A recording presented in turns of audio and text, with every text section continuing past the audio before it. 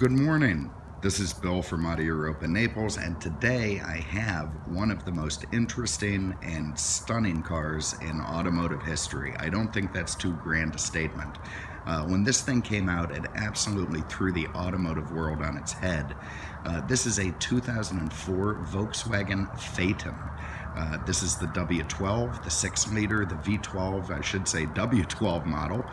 It's two 6-cylinders sharing a common crankcase, all aluminum block and heads. Very much a Bentley motor in this vehicle. And it is just absolutely incredible.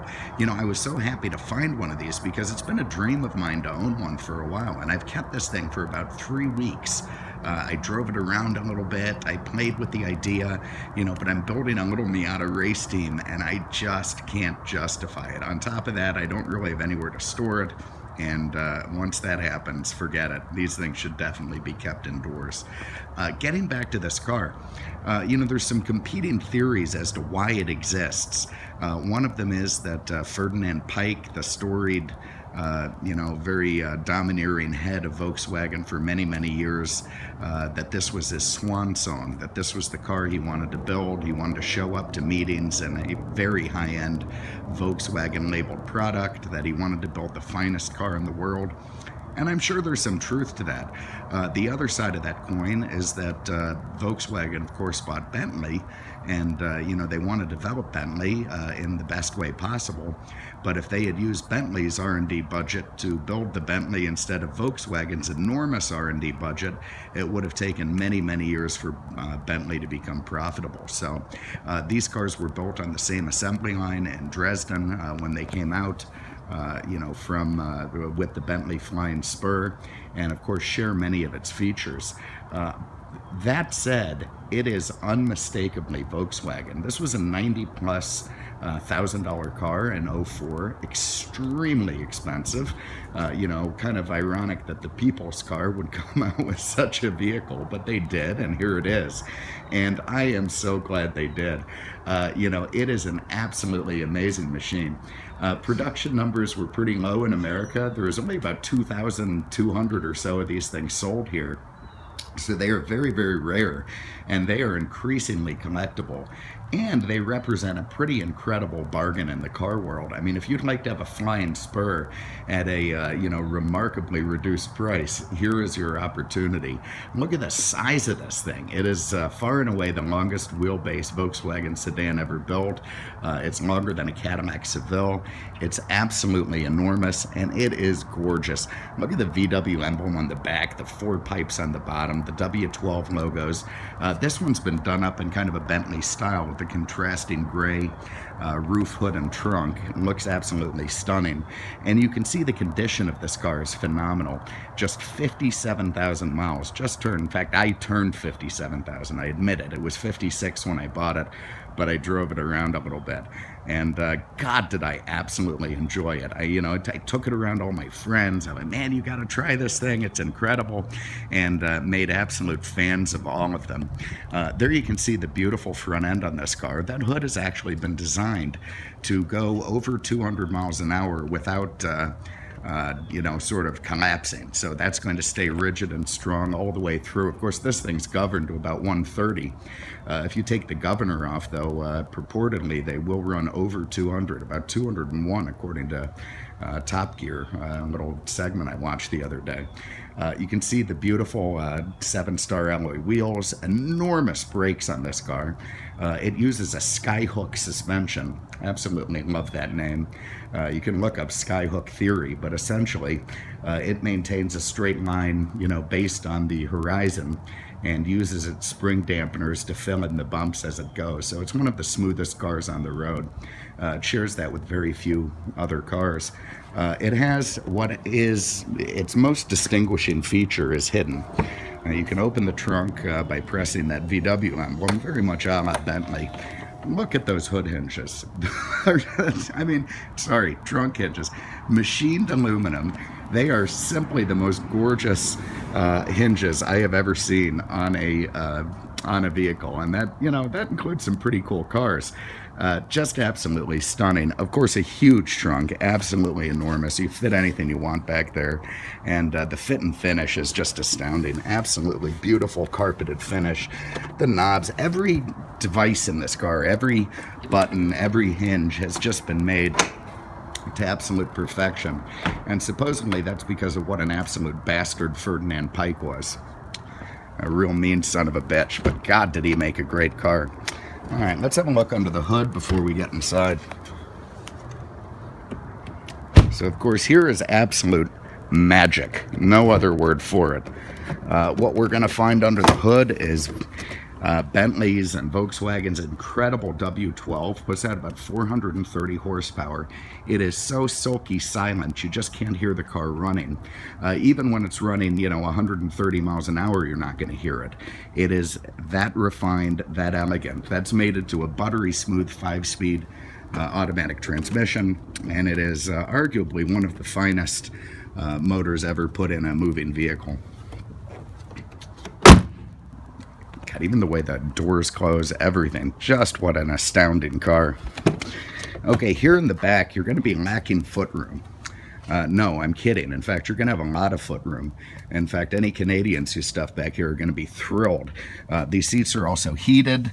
They've got a massage feature. They are absolutely mint, incredible, beautiful leather. Look at this eucalyptus trim, the way it's run into the door handle. The fit and finish, the quality of materials, absolutely incredible in this car. Of course, it has the sunscreens, very, very nice. And up there in the back, now you see, I'm not a nitwit. I didn't leave this one headrest up. When you open the door, that headrest rises to accommodate your passengers and goes down again if no one sits there. Very, very cool. You can also see the rear heated seats, very, very nice. There's, of course, your rear air conditioning, and the footrests are still with the vehicle, so you'll be very, very happy to be riding in the back seat of this car.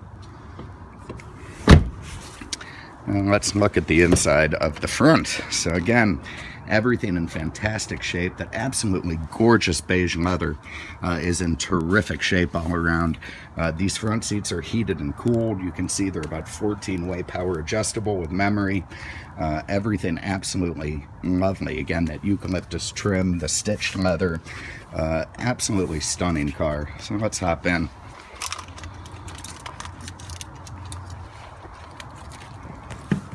Oh God, it's going to be so hard for me to get this thing up. That instrument cluster is, of course, directly out of a Bentley. You know, all the gauges, the displays, the feel, that Phaeton badging. And listen to this thing fire up if you can. Well, you probably can't. But what an incredibly smooth, lovely sound that comes out of that 12 and then instantly vanishes as it goes quiet. Now, I don't know if you saw this. It happened very quickly, probably. This is a very neat feature. Now, if I put that to 0 and put this to 0, what should happen? There it is. This beautiful wooden panel comes back down, and that would actually act as a radiator, I hear, according to Jeremy Clarkson. I don't know if that's true, but certainly when the vents aren't working, it seals off the dash very nicely. And of course, when the car is closed, it will do the same. Let's get those open again. You have a very nice analog clock. Of course, you've got the same thing over on this side. That opens and closes the vents. You've got, what have you got here? Volkswagen's very, very cool infotainment system. Very nice. All your features down there, climate, nav, map, all the stuff you could ever want. You got a couple great little compartments here. If we can get one open. There it is. I suppose that's an ashtray, but very unlikely that's going to get used. The wood and the leather and the shifter, the W12 logo, your mirrors, here's your hot and cool seats, your climate for, your ride control on the air suspension, traction control. You can raise and lower the car, different heights right there. Very, very nice. And these incredible push-down cup holders that will retract to disappear if you press the button there. Of course, who wants to see unsightly cup holders, if you're not using them? Very inelegant. So let's go for a spin. Look at that up here, you got a big sunroof. You know, it's just an incredible, incredible machine. One of the finest engineered cars in the world. Look at the burl wood up in the oh, you know what handles. You know, there's just no area on this car that hasn't been beautifully engineered and even over-engineered. So going down the road, you barely hear anything. I mean, there's a whisper of a jet engine sound up front. The bumps are handled with incredible smoothness, and you just feel that you are in a big, substantial vehicle. I mean, it's almost like an S550, you know, sort of cornered a Lexus LS460 and had a love child, and this could be it. So again, you know, just this lovely, elegant, smooth feeling going down the road. And when you pull up to the valet parker, you know, they might think you're in a Passat, and it'll be your little secret that you've got a 430 horse, you know, W12 under the hood with, you know, a car that cost over $90,000 new. And that's the beauty of this thing. It's subtle, elegant, extraordinarily well made, and just an incredible expression of automotive art and perfection. So, not to mention a very, very aspiring future collectible. So if you have an interest, give us a call, 239-649-7300, just for fun. Let's see if I do that. Oh man, does that pull. What a fun car. 239-649-7300, on the web at mercedesexpert.com. Thank you so much for having a look today. We really appreciate it. And we'll see you with the next one. Take care.